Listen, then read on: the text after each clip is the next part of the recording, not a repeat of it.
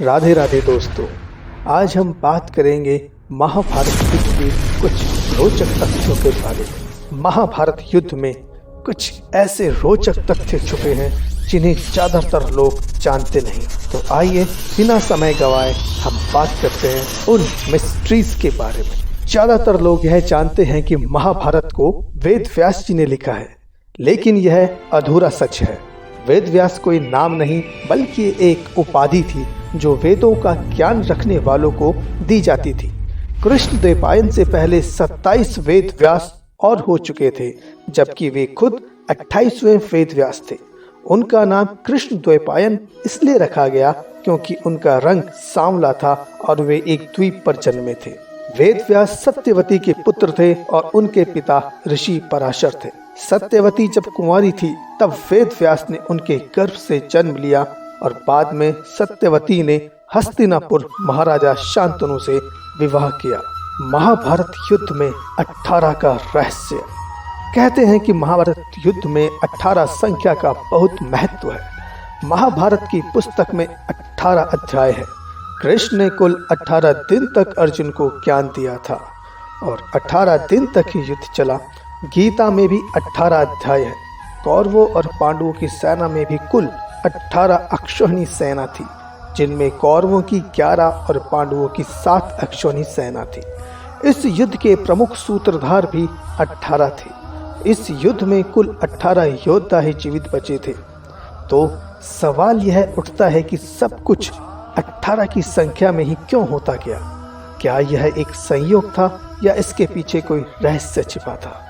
कौरवों को कौन नहीं जानता।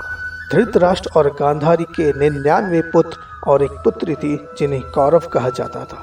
कुरुवंश के होने के कारण ये कौरव कहलाए। सभी कौरवों में दुर्योधन सबसे बड़ा था। गांधारी जब गर्भवती थी तब धृतराष्ट्र से एक दासी के द्वारा युयुत्सु नामक पुत्र का जन्म हुआ। इस तरह कौरव 100 हो गए।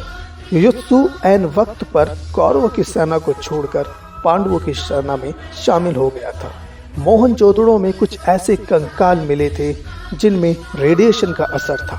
महाभारत में साप्तिक पर्व के अध्याय 13 से 15 तक ब्रह्मास्त्र के परिणाम दिए गए हैं।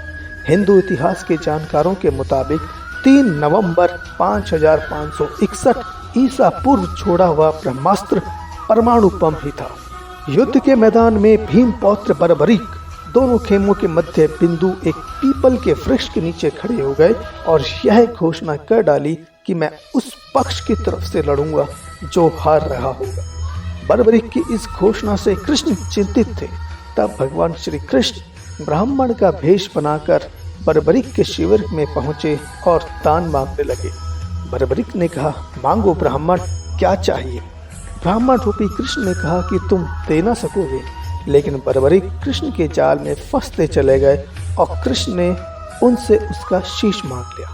बर्बरीक द्वारा अपने पितामह पांडवों की विजय हेतु स्वेच्छा के साथ शीश दान कर दिया। बर्बरीक के इस बलिदान को देखकर दान के पश्चात श्री कृष्ण ने बर्बरीक को कलयुग में स्वयं के नाम से पूजित होने का वर दिया।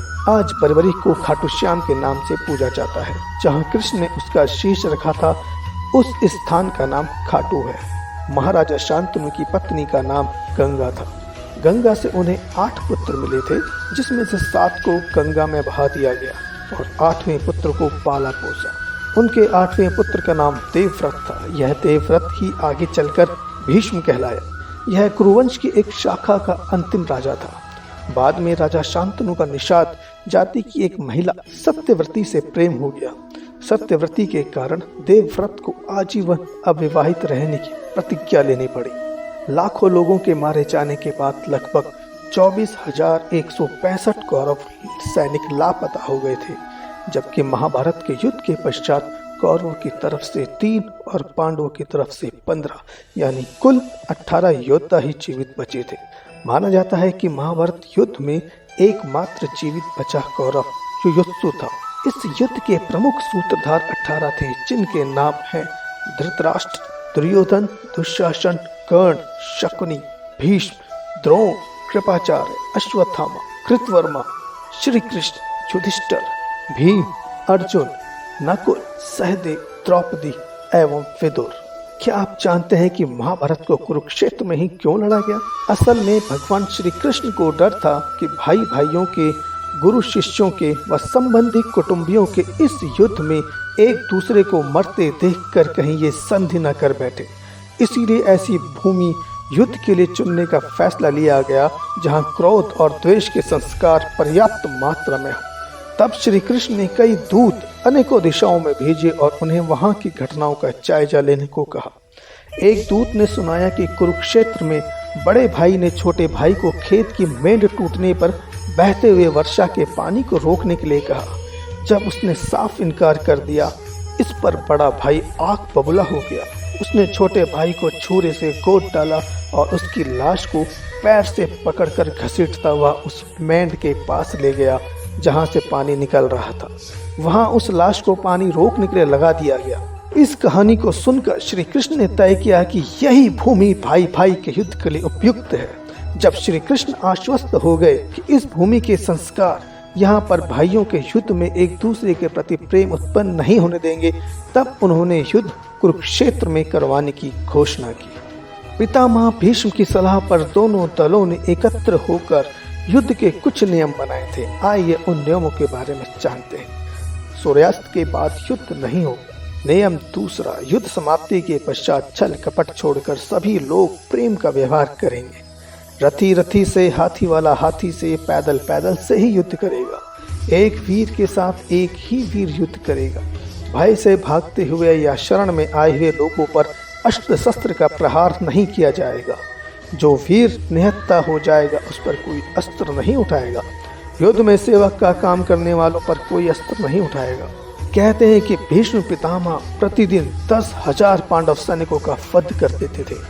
कहते हैं कि महाभारत के युद्ध में कुरुक्षेत्र में इतना खून बहा था कि वहां की मिट्टी का रंग आज भी लाल है।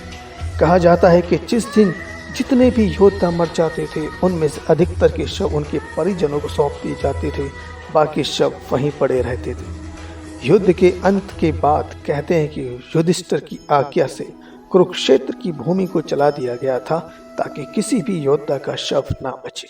ये थे कुछ रोचक तथ्य महाभारत युद्ध के। आशा करते हैं कि आपको ये तथ्य अच्छे लगे होंगे। अगर आपको यह वीडियो अच्छी लगी तो कृपया इस वीडियो को लाइक एंड सब्सक्राइब करें और जितना हो सके इस वीडियो को शेयर करें। अंत तक बने रहने के लिए धन्यवाद। राधे राधे।